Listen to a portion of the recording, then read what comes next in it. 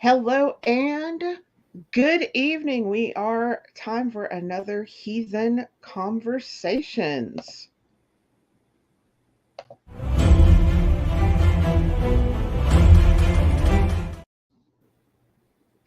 And I am so excited tonight to be joined with our very special guest, truth author, Bat my brain is not going to do this tonight. That's okay, Collazo. Yeah, Collazo. Yeah. And like I knew I was going to say it, and my brain just went, no, Collazo. That's okay. Is a queer heathen of color, writer, editor, crafter, and visual artist. Bat's spiritual path focuses on zero oath to Loki and the worship of the gods from each of the three Norse pantheons. Z also maintains an eclectic practice with a few other deities and honors spirits of the land, their ancestors of blood from Poland and Borican, Puerto Rico, and their ancestors of choice. Bat community builds towards social chains, urban homesteads, and occasionally does some ill-advised, untrained Wagnerian opera. Yeah, if you're coming to Truth Mood, it's gonna be a time. What can I say? Yes. And he hopes to complete the clergy training program through the Truth, which is a work. I was around when Rod Landreth was first helping develop that program 20 years ago, and know how much work and commitment it really does take to do that. So welcome. Happy to have you here. Thank you so much. I'm excited to be here. So glad to have you here and to talk about Loki, talk about the book, and also just to kind of where it goes from there. But I always have a few questions for everybody, because this is not just necessarily talk about the book, but one of the other things I like about is like how, because everybody has an interesting story about how to get from where to being heathen. So I always kind of question what led you to. Yeah, and I'm sorry, some of your audio is breaking up, but I think you asked what led me to heathenry. Is that correct? Yes, what led you to heathenry? Yes. Yeah. So I have a sort of long and complicated story, but I will say briefly that actually somewhere around the third grade, back when I was still being raised Roman Catholic, I actually had a classmate my same age who at the time identified as a Wiccan and worshipped Loki. And so that was my first encounter, I would say, like with the Norse gods that I'm aware of, especially with people worshiping them. But it wasn't until I would say about 10 years ago that I actually myself sort of jumped from a more general pagan witchcraft type emphasis and jumped into heathenry and polytheism. And again, I actually did, although I hadn't thought about it really since I was that kid who first found out about it. I did originally start within heathenry by worshiping Loki, and everything sort of spiraled out from there. And now I can say basically that to some degree or another, I honor essentially the entire pantheon. And Loki and family are really important to my practice, but Loki's family is huge because he's connected to pretty much everybody in the lore. So Loki is like that one guy in a small town who somehow managed to marry into, date, or otherwise have children with, or have a cousin in every family. Yes. So I really do mean, when I say I work with Loki's family, I really do mean that Loki brought me to heathenry, but I worship essentially all of the heathen gods. Maybe not every single one, but definitely like a significant number. I think that's an impossible task. Yes. There's such a huge number, but also there's so many we just aren't remembered necessarily. So I think that's an impossible task to say you worship all of them. Yeah, not all of them, but a lot. A lot of the known deities have some kind of place in my practice, yes. Or on my altar. Yeah. Yeah, and I want to say that like you were like the fourth or fifth person I've spoken to recently that had that Wiccan classmate. I had the Wiccan Yeah. roommate at boarding school, Hmm. so it's that gateway Wiccan classmate that gets Yeah. into heathenry. Yeah, absolutely. And I was impressed again that in the third grade that this person who was also a baby with me was already like, yeah, I'm Wiccan and I worship all these different gods. And that was not something that was generally accepted within our school or within that Yeah, the place I grew up. So it was a good influence on me. yeah, yeah, kind of the same. So I can understand that having grown up in Arkansas. You don't somebody my roommate was raised Wiccan, so yeah, I can definitely understand that. And so that led you, of course, into heathenry, and then Yeah. over to the Troth, Yes. uh which was happy to Ben was. I know Ben, from being Ben's our shope or head of our publications, kindred sister. He was ecstatic to get the proposal for the Loki devotional. Yeah. Ben is absolutely great. Super great to work with. I appreciate the work he does. And just a note, if you have a devotional in mind, shope at thetroth.org. I always run those plugs for Ben if you'd like to write a book, because he has to write. His wife thanks me. Yeah. But so, and you brought together one of the things I really like about the book is that you brought together such a large group. I know a lot of our Yeah, other devotionals are written by one, but this is an anthology. I mean, it's written by it such a is. large, diverse group of practitioners. Yeah, absolutely. And so obviously, like you're interviewing me right now, as more of the editor, and I also wrote Right. several pieces in it. But absolutely, that was really important to me. And I always do want to give a shout out to all the different people who contributed to that, whether the cover art, any of the pieces within. And yeah, I guess what I always say about that is. My personal experience of Loki is in that sort of community, right? That it's not just um, super individualistic, but rather Loki is responsible for a lot of the connections that I have today, whether those are other deities or human beings within heathenry. So it felt really important to give a lot of different people the opportunity to share their stories. And yes, Pryor's cover art is phenomenal. Yeah, which I Yes. I And agree. Mhm. we are going to be offering that on some different things coming up in Amazing. through the Trust merchandise, with that money going back towards our in reach and military programs. That's Just like, amazing. which is one of the other important things with the book as well, is that the money from Yes. that does go back into our programs that help steer people away from radicalization. Yes, yeah, that's correct. Yeah, we decided to when we published this through the Troth, nobody who wrote anything for it or is making any money directly. Not myself either. We decided to funnel all the any profits that arise greater than the cost of printing back into InReach.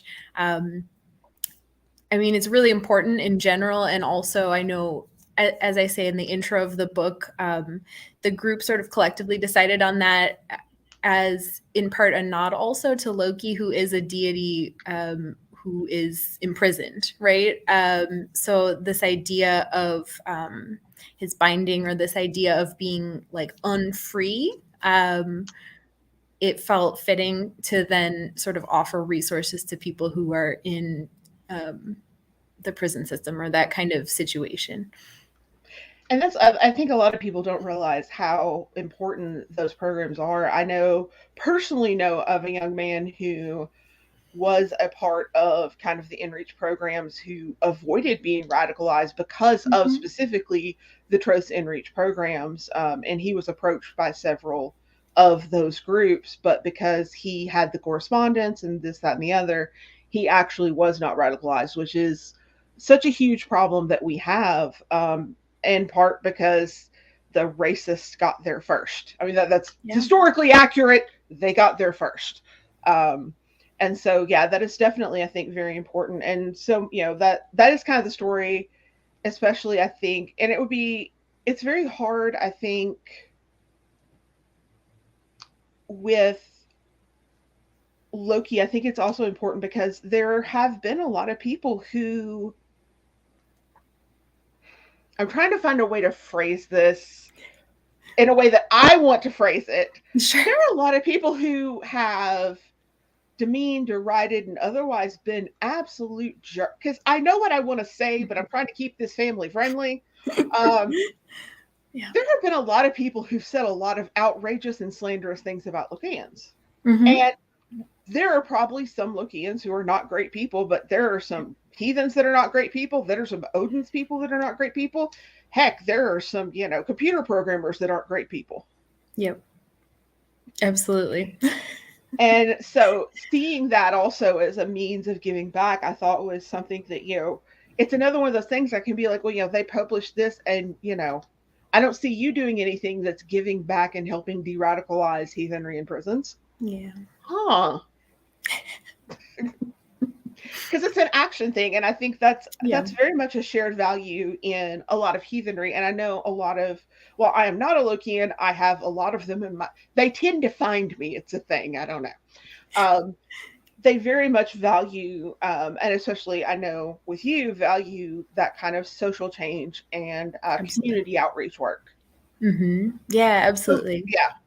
It's really funny. I was on a team of street medics a couple of years ago, and I was the only non-Lokian of all the pagans. I love that. That's beautiful. I'm like the little Frigga devotee in a team of Lokians. It was great. And the one coyote guy over here going, I'm in trouble. But I think that's important. So how has your work and your devotion to Loki really affected your kind of community outreach work? Yeah. So for me personally, and obviously I always disclaimer, like everybody has a different experience with the gods, but for me personally, I definitely see Loki as associated with a whole lot of different things, but change, absolutely change, especially change that might be uncomfortable, but is important or necessary. Sort of speaking truth to power as well is something that comes up a lot.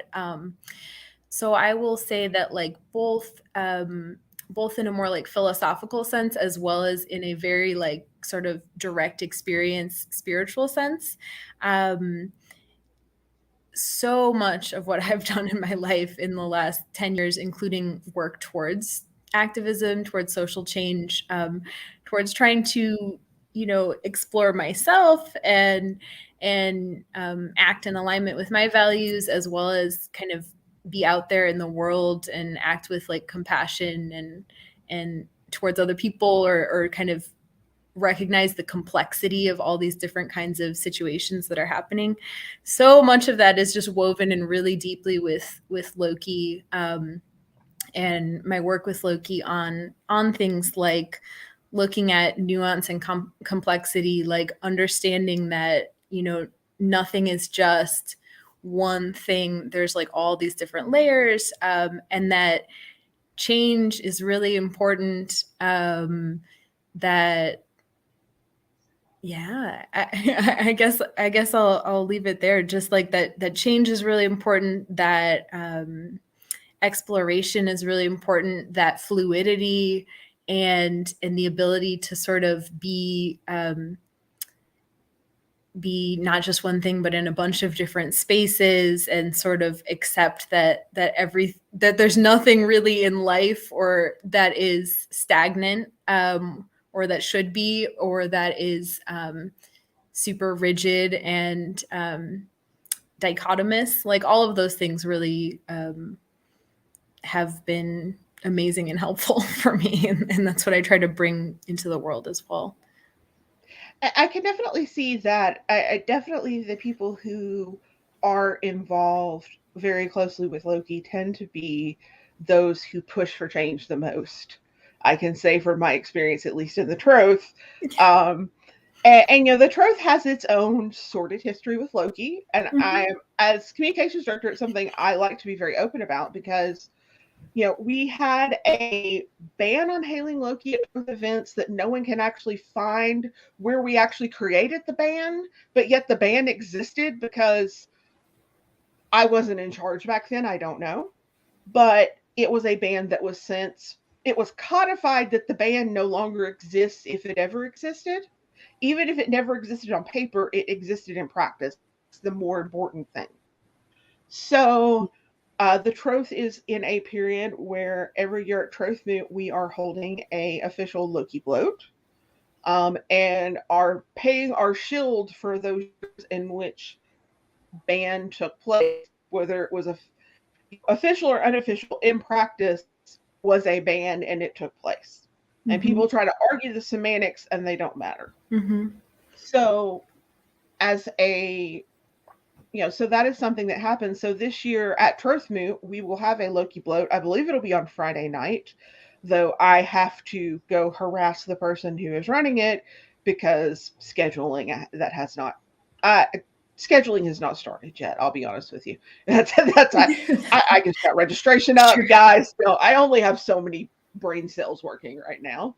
But if people are interested in Troth Moot, because it's going to be awesome, and we are going to have a Loki bloat, a full-blown Loki bloat, and we did have one at our last live Troth Moot, which was 3 years ago, which just feels like 20 years ago. I know, but yeah, 2019, I believe. Yes, in Seattle. Yep. So that we did have one, and so this one is going to be in Memphis, and just north of Memphis. And if you were interested in that, you can go to events.thetroth.org. And you can join us. It's going to be a lot of fun. Yay. And we will have that Loki bloat along with probably some other Loki-centric presentations, because Memphis is just crawling with... That's probably the other reason why I know so many Lokians. Memphis is like Lokian Central for like Lokian heathens. It's great. I love it. Amazing. Yeah. And a part of that is, I think a lot of that, there is a lot of crossover between heathens who identify as queer and heathens who are Lokian. I actually, once again, am like the weird one in my friend group because I identify as queer and don't identify as Lokian. I am... That's okay. I am the weird little Friggs girl out in the corner going, what's going on, guys? Hi, guys. Where am I? Loki doesn't own all queer people, but you're right that there is some association sometimes. It really is an interesting thing, but there is definitely, because Loki, I do feel like, especially so from my observation from being an old heathen lady, or as I like to say, I'm not a heathen elder, I'm an elderly heathen, is that our queer heathens have definitely been the people who have pushed for the most social change in our heathenry. Yeah. And that comes from... and that definitely comes from those especially associated with Loki, except that one Tearsman, who I love very dearly and we miss. But yeah, so definitely I think, and that's a huge thing. And I do, though, even though I have an external perspective, I can understand the connection there, having spent a lot of time around people between queerness, especially people who don't necessarily feel they fit the gender binary, and Loki. And I think that's important because you hear a lot of people talk about, trans issues are very much a hot button issue right now. And historically, we are finding, I know when you look at the gravesite, in fact, you helped edit the chapter on this on the upcoming Artroth. I did. Yeah. And I know that, I believe it was around 15% of grave findings, and this is a survey of like 1,500 grave sites. It's not a small survey. People were found in gender non-conforming graves, where the DNA matched what you would, what you're finding is not what you're, basically the idea of gender. And I apologize that I cannot remember the name of the historian. Gender was negotiable. And Loki was the king of negotiable gender. Sometimes it was negotiating other people's gender, but he could talk his brother into a lot of things. Yes. I don't know if Odin needed that much talking into, but Perhaps. And yeah, I absolutely, I know that, I'll ask this person to forgive me in advance if I'm saying their name wrong, but I know Maria Kavilhag does a lot of work, is like a heathen scholar who does a lot of work in that realm, Yes. specifically about grave sites and stuff. And yeah, I mean, I think it's a really good example of the idea that like sort of gender exists within a particular culture, right? Like what the ideas of gender are, and that has changed across time, across cultures, and still changes to this day. So I know even like graves, let's say, the way that sometimes they sex skeletons is sort of this weird tautology process of like, Right. what are they finding in the graves? What objects are those? What gender is that associated with? Is that going to help them figure out like what they think this body might have been? But like they don't really know, because it's a lot more fluid than people give it credit for. And even in terms of the bodies and sexing the bodies, like biologically, it's a spectrum, it's a range, and it is sort of determined by culture rather than by one true fact. But yeah, absolutely, Loki. There are definitely other examples within the lore, as I said, Odin as well, who are who to our modern standards could be considered like gender fluid or ambiguous or queer in some way. And Loki is definitely a strong example of that as well, in terms of shape shifting, in terms of being portrayed as a male god, but also sometimes referred to by like she, her pronouns, and like giving birth, and changing shapes, and all kinds of sort of fluidity in gender there, as well as fluidity across a lot of different roles and identities. Yeah, Loki was one of those that was often described with kind of in the way in English we would call a man, in traditional kind of like American culture, we would call a man handsome and a woman pretty. You would sometimes see Loki in kennings being described with adjectives of that time that would have been associated with a woman or with femininity, I should say. And that's, I think it's very important. Of course, granted, we also see that with women. We see that with, because I think one thing that people take for granted is gender and roles are always going to be negotiable for many reasons, including the fact that there is no such thing as like a true binary on even biological sex. No.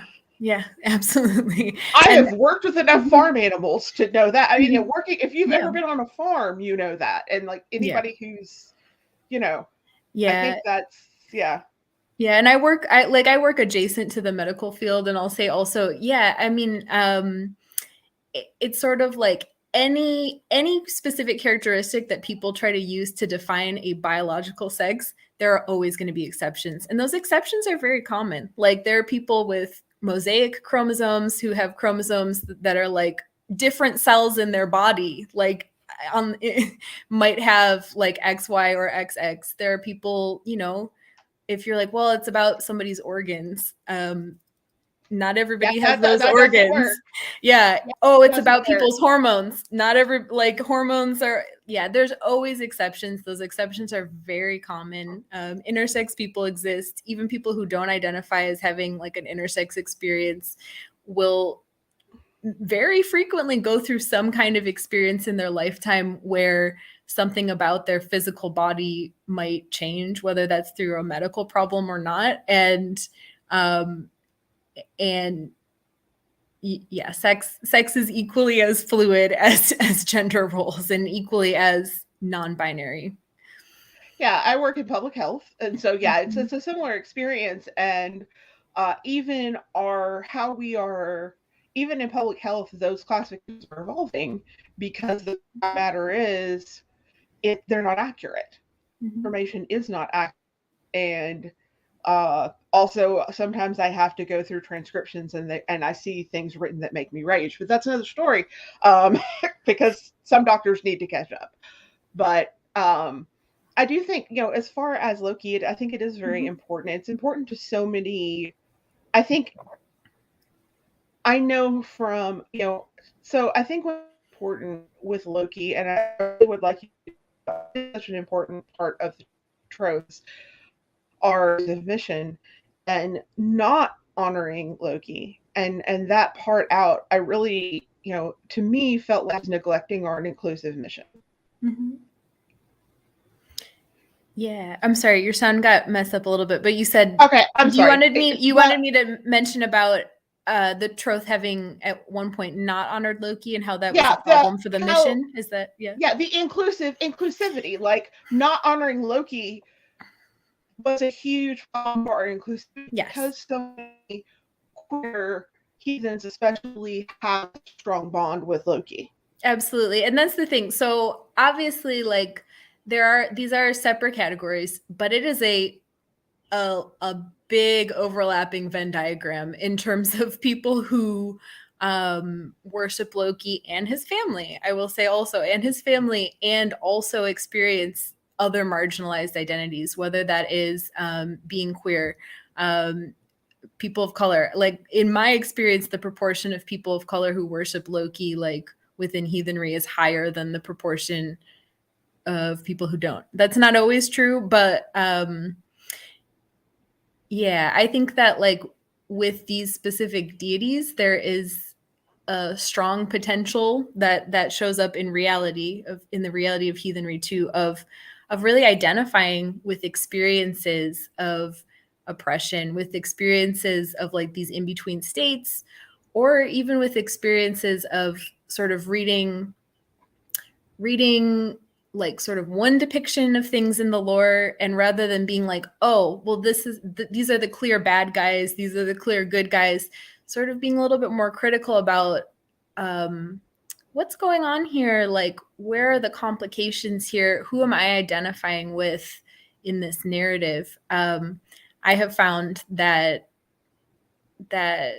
yeah, as I said, in my experience, there's a bigger proportion of people who, if they're people who are saying they worship Loki or they worship Loki's family, there's a bigger proportion of people than, like, just in default heathenry that actually do have these experiences of real life oppression in their, like, daily lives. I think there are also a lot of people who are disabled as well, who absolutely have that feeling. And absolutely. I think Loki is such an interesting thing. I really started studying more about Loki as I got more into dialectics, which is dealing with some of my own things. But basically the idea of being able to hold two opposing viewpoints in your mind, because that's really what the only way, especially when you're looking at things like the lore, which are written by Christian men. Let's, call a spade here, usually translated by Christian men, and women were usually left out of that picture. Yeah. Non-binary people, anyone who wasn't a male, and for that matter, a male leader. So that's the wealthy men was left out of those pictures. I think that it's important to, you look at those stories and examine with Loki, why was Loki demonized? Yeah. And look, as someone who, when I first came into heathenry, I, like a lot of people come, you may not have to be raised Christian to be Christian. You may not have ever been a practicing Christian to be Christian in this town, in this culture. So, to see Loki as the bad guy, when someone comes to you as someone who works with Loki, so let's pretend I'm not me for a minute, because I don't actually believe this. Sure, yeah. But Loki's the bad guy. Loki's terrible. We hate Loki. Is like the one who destroys the world and is like a monster and evil. Like, what is your? I'm not a troll. I'm a baby heathen. I'm a baby heathen. Yeah. I've been a heathen for 3 minutes. What is your response to that? Like, how do you come back to that in a thoughtful way to someone who is not? I'm not, someone who is just ignorant, not just plain. I've read the sagas and that's it. I don't know if you know. Yeah, I love that. Actually, I love that question from people who actually are open to hearing the answer rather than just Yeah. trying to like push my buttons or whatever. Yeah, so typically for me, what I say is a few different things about that. One, I will say that there are a lot of different interpretations of Ragnarok or the end of the world. Some people do see that in our lore as this like future event that hasn't happened yet that will destroy the world that we know. I personally do not have that theology. I see it as a mythic cycle. So I see it as a story about death and rebirth, and the need for things to end and something new to happen, something new to come from that, which is sort of what we get in the lore in Voluspa, as well as this idea of, and then the world sort of reforms and some of the gods are coming back and starting it over from the beginning. So that's on the one hand, any kind of like Ragnarok fears. I just like to point out that there are different ways of interpreting it. I will even talk about Loki as a world breaker, not in this macro cosmic sense, but also sometimes in a personal sense. Like I will call on him in that aspect when I know like I need to change something in my life. I need to end something in my life and start something new, and it's scary and it feels big, and but it's important. Like things do need to end so that new things can come about. So I'll do that on the one end, like any kind of Ragnarok fear. That's what I usually respond with. In terms of Loki, in terms of people being like, oh, but Loki's evil, like he did this and this and this, and that was awful. Yeah, he does some terrible things, and so do pretty much all the gods in the lore.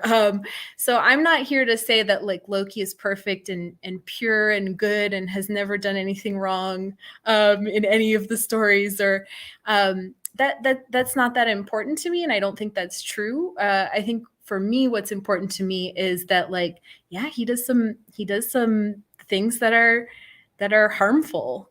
He also does some things that are not, and when he does things that are harmful, it's not an excuse, but there are also reasons attached to it that are these like cycles of traumatizing things that are happening throughout the lore. And so for me, it's just that ability to look at that as a complex experience, just like for me, right? Like I'm not a perfect person who has only ever done good and wonderful things and has never made mistakes or done something harmful. Like, so to be able to hold that and be like, people are complicated, the gods are complicated. I won't say that Loki is perfect. But that's okay. And I think that's an important part of heathenry for me is finding these deities to be so compelling in the fact that they're not perfect. They make mistakes. They act out of they act for like impure reasons sometimes, or like for out of anger, or haven't thought things through all the way. They don't know everything, and I think that's really compelling. And I prefer to actually worship gods who are complicated like that, rather than sort of completely out of my reach, for me personally. And then finally, I always, because I would say like 90% of the time, maybe if someone is coming to me and they're like, oh, I hate Loki and Loki's evil or whatever, they worship Odin. And so that's always I'm like, have you met Odin? Like, I worship him too, don't get me wrong, but like he himself, like in the Havamal, is like, I'm untrustworthy, you shouldn't trust me. Like, and does a lot of messed up things also.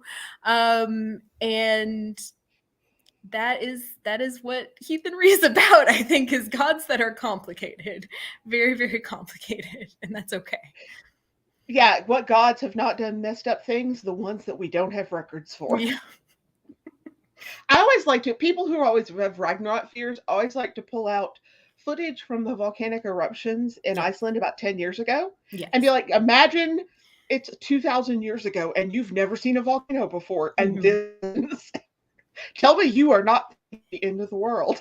Absolutely. And that's another really good point too that I didn't mention is like naturalistic interpretations of it as well. Yeah. The idea of like this being about literally like physical natural things that are happening. Yeah, absolutely. And I have heard that a lot before. There's fairly good evidence to suggest that like CERT, for instance, is associated with volcanoes. So yeah. Oh yeah, that's I won't lie because I'm an Ellis Davidson fangirl, mainly because she is one of the few women who wrote on like Norse culture that was very influential, and that was always her theory about Ragnarok. It was, listen, volcanic eruptions are scary. But I think that's, and I always kind of also, at that point in time, sometimes I think you also get into addressing have you thought about maybe deconstructing the Christianity out of your heathenry? Because good and evil are so much more complicated when you don't hold down this is good and this is bad, and this person is bad and this person's only good, and that, and it's hard. Yeah, absolutely. And like you said, people don't have to be Christian in the society to still have that kind of drilled into our minds from a young age of, you're either perfect or you're awful. Like you can only be one or the other. Like if you make a mistake, you're evil. Like you need to repent. Like even if you're not Christian, that message of sort of good, evil, binary thinking, like purity and sin, it just shows up in a lot of different spaces, even if you yourself have not been like raised in a religion that emphasizes that. Did you watch a 1980s horror movie?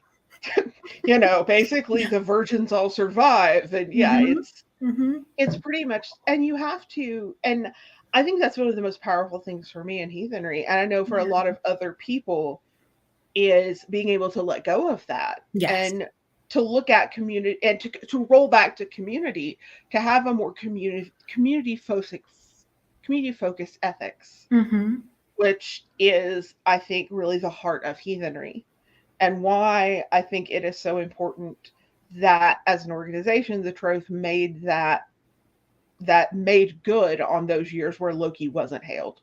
Yes. Because we had to it wasn't just about making good to Loki, it was about making good to the community, because the community was harmed as well.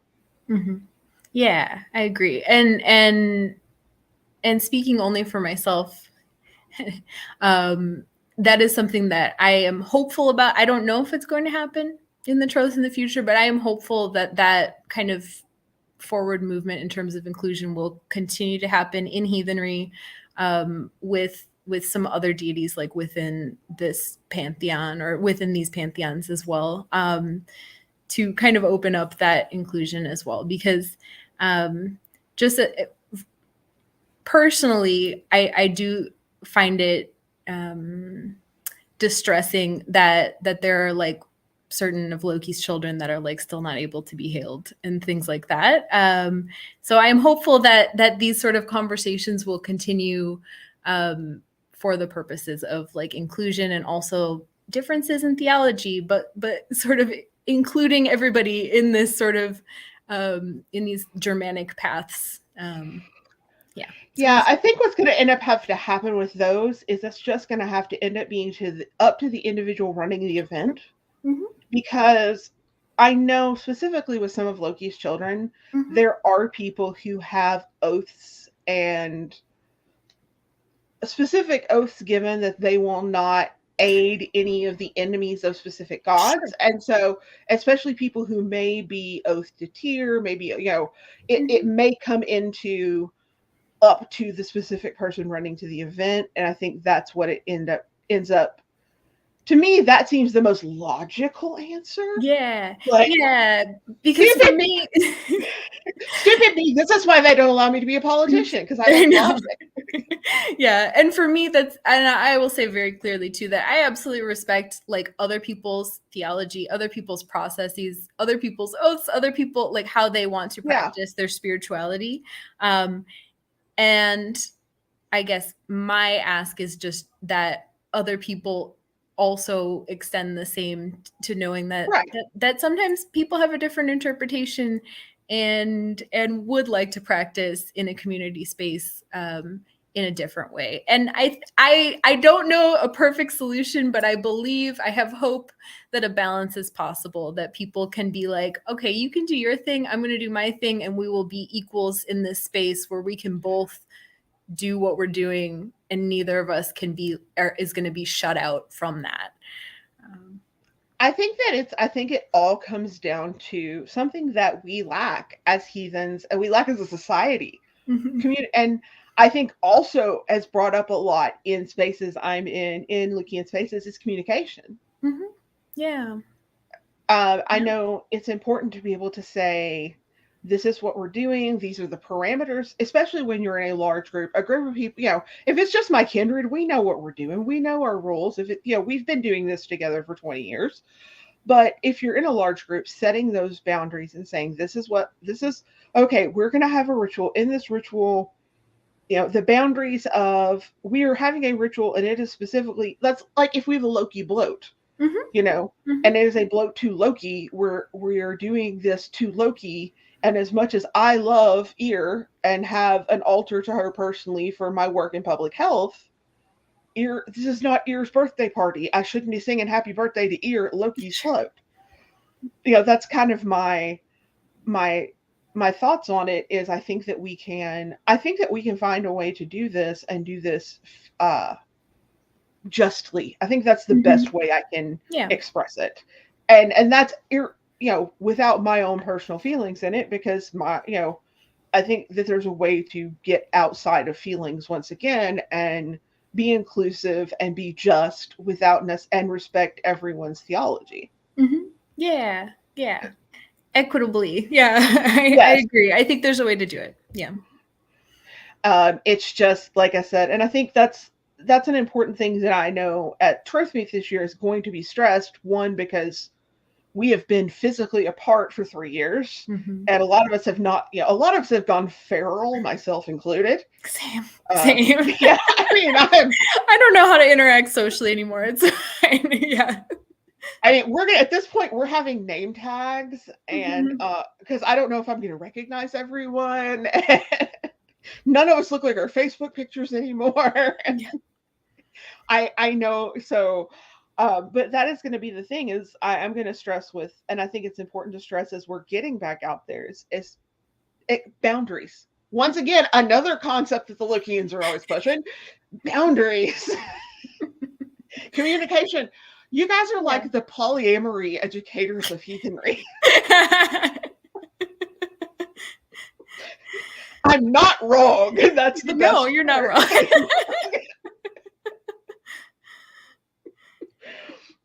But it's true. I think that we, moving forward, so as your own personal self, as someone who's working in the clergy program and studying, as someone who works kind of in these spaces that are, and working to make change, where do you want to see heathenry in 5 years? Yeah. Ooh. Not just the truth, but heathenry. Where heathenry in general. Yes, absolutely. I would love to see, like, within heathenry,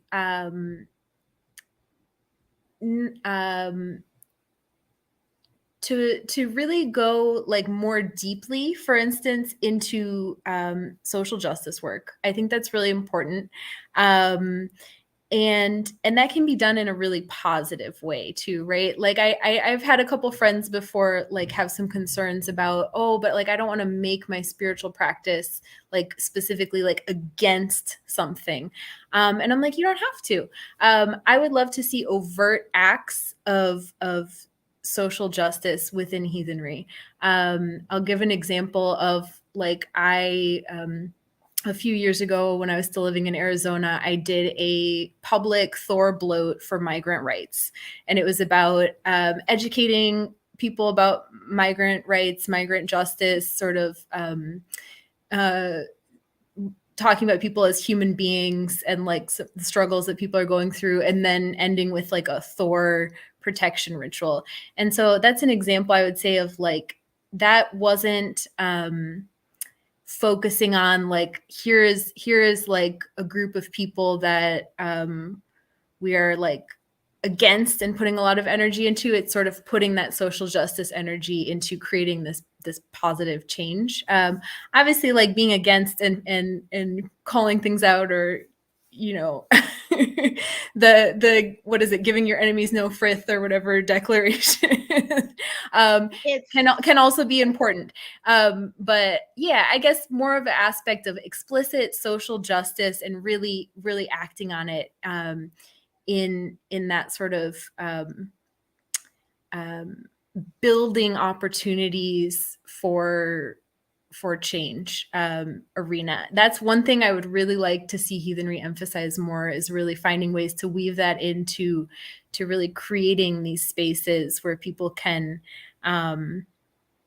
be healthier, be have freer lives, and then finally, also, I would love to see within heathenry, like an acceptance of the fact that different people have different paths, that again, as I said, like entities, beings that are within heathenry, who have been sort of historically excluded from worship. Like, I would love to see heathens as a whole say, hey, maybe I don't worship them, but like, you, if you choose to, probably have a good reason, and I respect your path just as much as I want you to respect mine if I choose not to work with certain beings.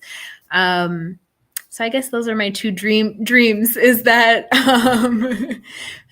there can be like respect for a bunch of different paths and inclusion for people who worship beings that maybe right now are seen as like scary or evil, but just like Loki, I think are complicated.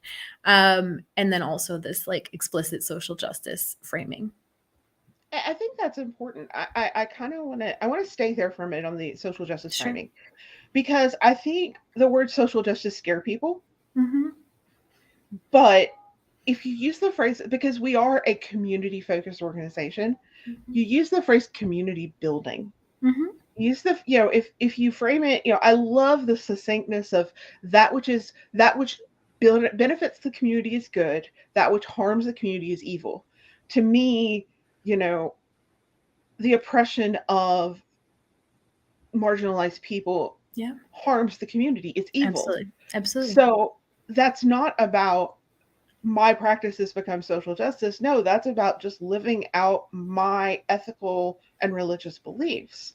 Mm-hmm. So I think that there's definitely a place there. And I think one of the things I would love to see is encouraging groups, smaller local groups, to work locally, because that's where we as heathens can affect the most change. Because let's face it, we are not, as much as I would love the first mega church of Odin, just for the sheer political power.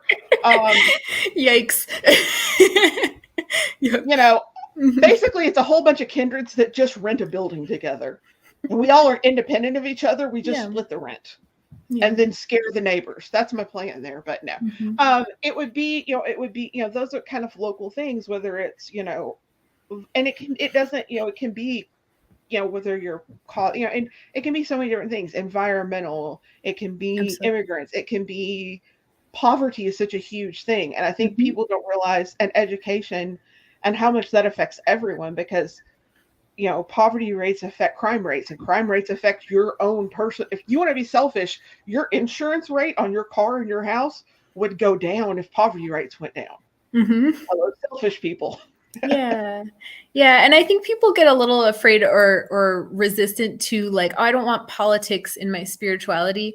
And to me, I'm like, I don't care. Like, me being me, I'm not talking about like Democrats, Republicans, anything like that. I'm talking about, like you're saying, community. Like, who are the human beings, and not just the human beings, who are the spirits around you, like the earth as well, like creatures on this earth and human beings. What do they need? Like, what is currently impacting them and making their lives unlivable in a way that is avoidable, right? Obviously, like, people get sick, people die, like that is a natural part of life. But I always emphasize, like, there are some There are lots of things happening in this world that are not natural, that No. are avoidable. So for me, it's less about politics, and social justice is more about how do we show up for the people or the beings around us, and yeah, like join together to make sure that these avoidable things that are harming them or ending their lives prematurely don't have to happen anymore. Like, how can we support them? So here's I'm going to throw this out challenge to anyone who's a Troth member, who's in a kindred, who happens to be watching this. I want to challenge you guys over the next year to put up a little free pantry in your town. Yeah. That is an easy thing you can do. I encourage you to also stock it with hygiene supplies, because those are the number one thing that's needed, especially feminine hygiene.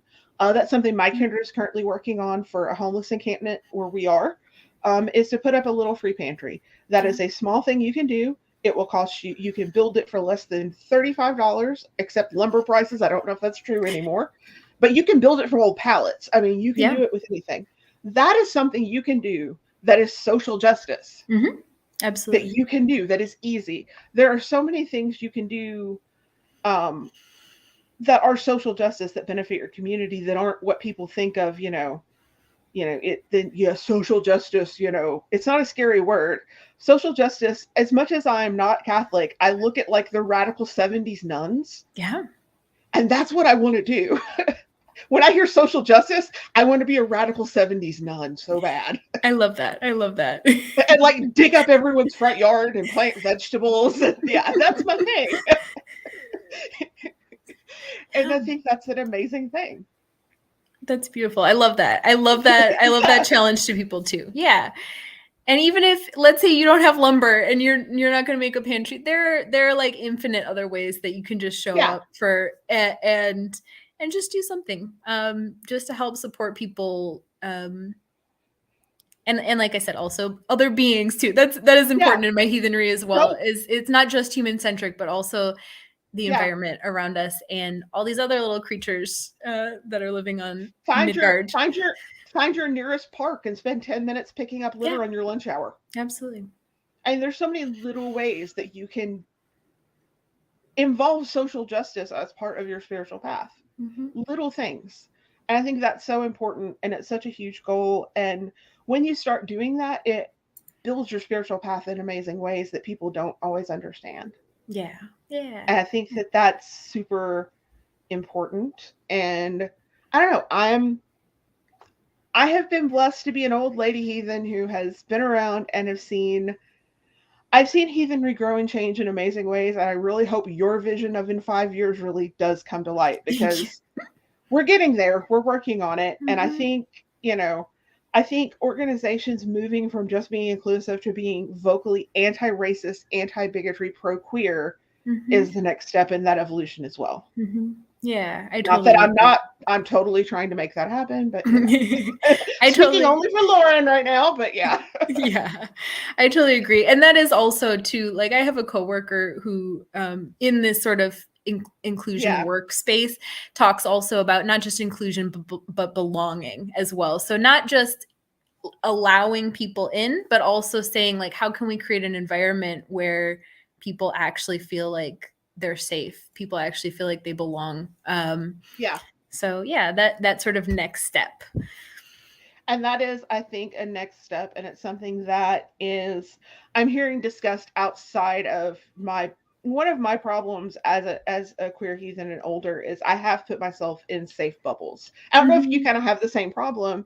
And then I'm hearing from other queer heathens how they feel so very unsafe in heathenry. And I'm just like, I've got to get out of my own bubble here, where my kindred is like, we've been this weird little anti-racist kindred in Arkansas for 20 years, surrounded by like real legitimate bigots, like scary big, like people who are going to come and shoot you in the middle of the night bigots. Yeah, like overt bigots. Yeah. Mm-hmm. Like there's a documentary about one of them on the NBC YouTube channel right now, bigots. Yeah. And so I've always been kind of in this very safe space, and now other people, and I'm like, okay, well, that's the other thing I often talk about. And I don't know, as someone who is in that space, do you have any thoughts on that? It's because you work in this place. What are your thoughts on how groups, kindreds, organizations can make their spot a safe place for people who have been marginalized. Yeah. I would say, like you're saying, I completely agree.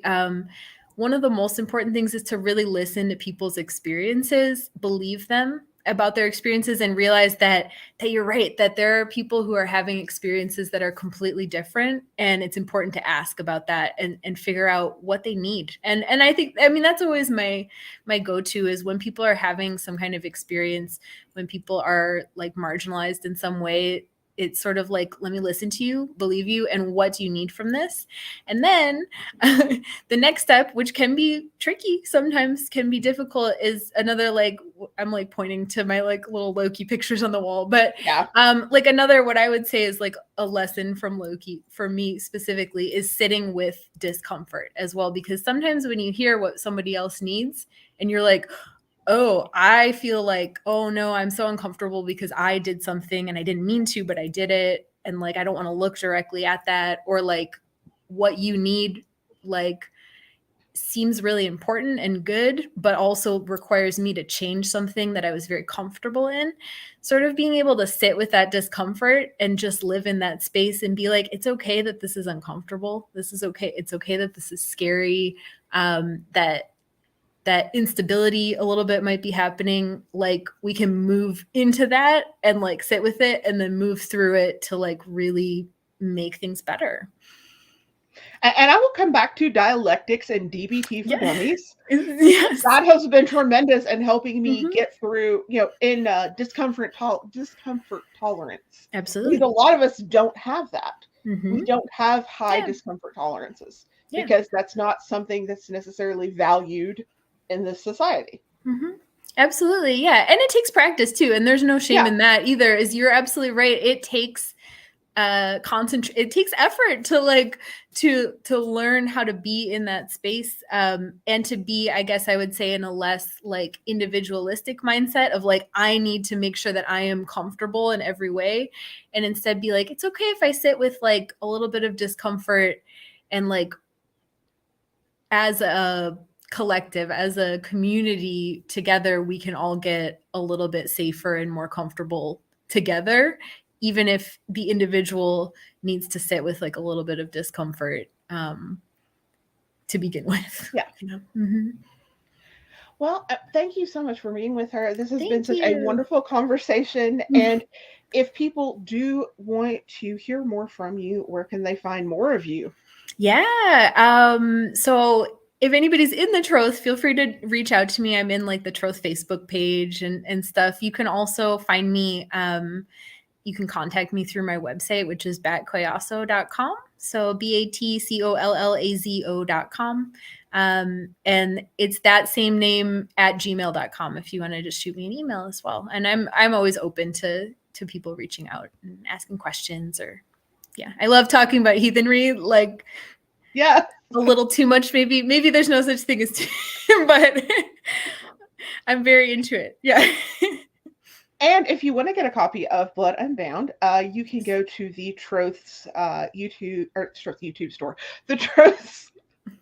You can go to thetroth.org and click on store, and we have links there to our Lulu store. Lulu and YouTube. My brain is it's getting late. It's the use. It's the use in there. It is. Yeah.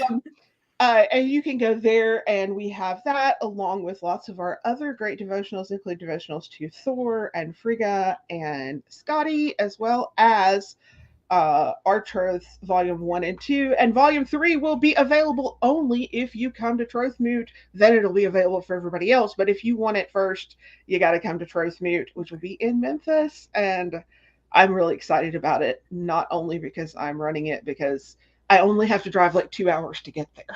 Nice. So, and then we will, and don't forget, if you are a Troth member, don't forget that if you are interested, Heathen Essentials will be coming up a week from Saturday. That is from 9 a.m. to noon Pacific time. Check the Troth page for the links for that, as well as our member moot will be coming up a week from Sunday. And that is going to be our volunteer extravaganza, where you can ask me questions about the open volunteer positions, and I can tell you exactly why you would be perfect for it. Please, we need volunteers. So, once again, thank you. And to everyone else, take care. Our next episode, we are going to have Diana Paxson on. She's going to be talking about the clergy program. And then after that, we will have Winifred Hodge on talking about her new book. So we will see you next week. Everybody, take care. Bye. Thank you.